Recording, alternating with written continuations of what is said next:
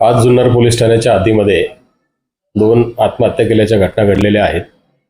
दोन्ही घटना भिन्न असून एकमेकाशी संबंधित नाहीत। पहिली घटना बारो परिसरामध्ये आत्महत्या केलेली आहे। एक 17 वर्षीय अल्पवयीन मुलगा आहे, त्याने आज रात्री आत्महत्या केलेली आहे। त्याच्याविषयी अकस्मात मयत दाखल असून चौकशी सुरू आहे। दुसरी घटना आहे, विवाहित महिला आहे उमा नारायण कडाळे यांनी कुरणमध्ये राहतेघरामध्ये प्रापंचिक वादातून आत्महत्या केल्याचे प्रथमदर्शनी चौकशीमध्ये दिसत आहे। सदरबाबतही अकस्मात मयत दाखल केलेले असून चौकशी सुरू आहे। अशा प्रकारे जुन्नर पोलीस ठाणे हद्दीमध्ये दोन सुसाईड केस घडलेले आहेत।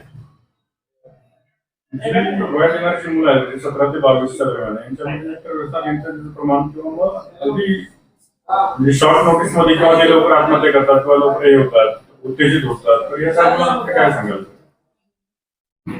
या कोवळ्या वयातील मुलांना शालेय पातळीवर असेल, कौटुंबिक पातळीवर असेल, सामाजिक पातळीवर असेल, आधार देण्याची गरज आहे।